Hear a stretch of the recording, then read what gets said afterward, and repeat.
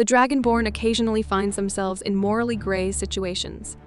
Whether it's to progress a quest, secure a hideout by clearing out an NPC's residence, or perhaps a thirst for justice, served with a heavy hand, here's a list of individuals whose removal might lead to a more peaceful Skyrim. Please be aware that there are spoilers for several quests ahead. Do not forget to like and subscribe. For the sake of clarification, this isn't referring to the Orsimer associated with the Dawnguard. This particular Mogu resides on the island of Solstheim and operates as a rather ruthless loan shark. His ruthlessness extends to sending hired thugs after the Dragonborn if they assist another NPC in leaving town, thus escaping Mogul's harassment. One can, however, choose to settle the debt with him by paying it off, pacifying his aggression. On the flip side, once Mogul starts sending his enforcers after you, he loses his essential status, making him vulnerable.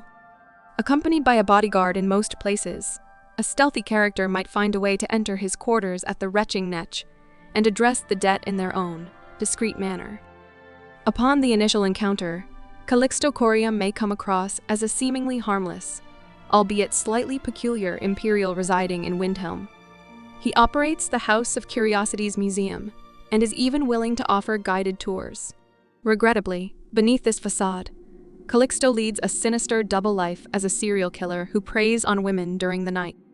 Unraveling the murder mystery in the Blood on the Ice quest, the Dragonborn eventually needs to venture into the streets to apprehend this killer.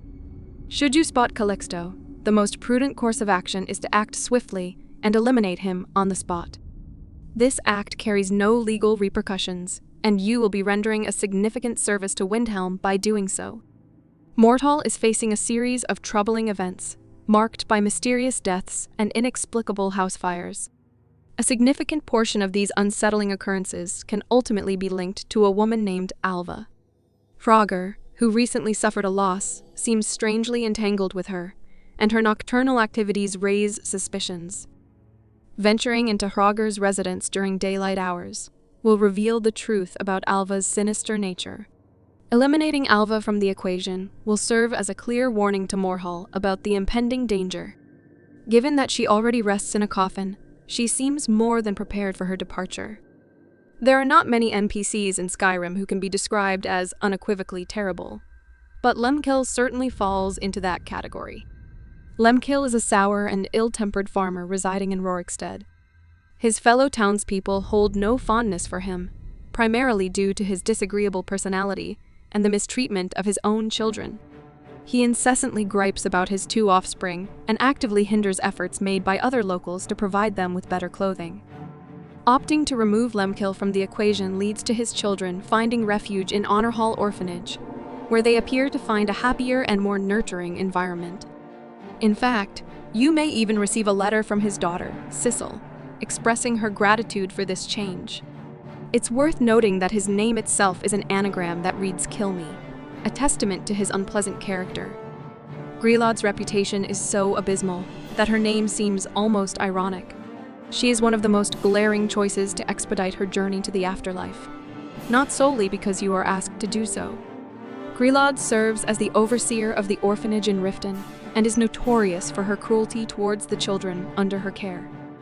Aventus Arentino, a young boy who managed to escape her oppressive regime, goes as far as attempting to invoke the notorious Dark Brotherhood to eliminate her and rescue his fellow orphans. Putting an end to Grelod's reign won't stir much discontent. The children residing at the orphanage will be overjoyed, and they won't raise the alarm with the Riften guards. Afterward, there's a strong suggestion that even with the knowledge that the Dragonborn is the culprit, the people of Riften don't seem particularly inclined to pursue legal consequences against them. Encountered early in your adventure, Arville is a Dunmer thief who posed a significant threat to the Dragonborn's quest from the very beginning. Arville pilfered a precious gold dragon claw from the store in Riverwood. If he had successfully absconded with it, it would have meant the permanent closure of Bleak Falls Barrow. Fortunately, Arville's avarice drove him to attempt the tomb on his own. By the time you arrive at the barrow, you'll find him ensnared in a spider's web, desperately pleading for rescue and promising to relinquish the stolen claw. However, his words are nothing but deceit. and striking him down immediately upon his release prevents him from fleeing deeper into the barrow with the valuable artifact. While many of Skyrim's beggars can be amiable individuals, when given the chance, even the more irritable ones, like Snilf and Riften, might soften in response to a bit of charity. However, Degain stands out as possibly the least gracious among them all. He's typically seen wandering through Markarth, hurling verbal abuse at the market vendors. When offered money, he promptly accepts it, but then demands that you leave him be unless you're providing more coins.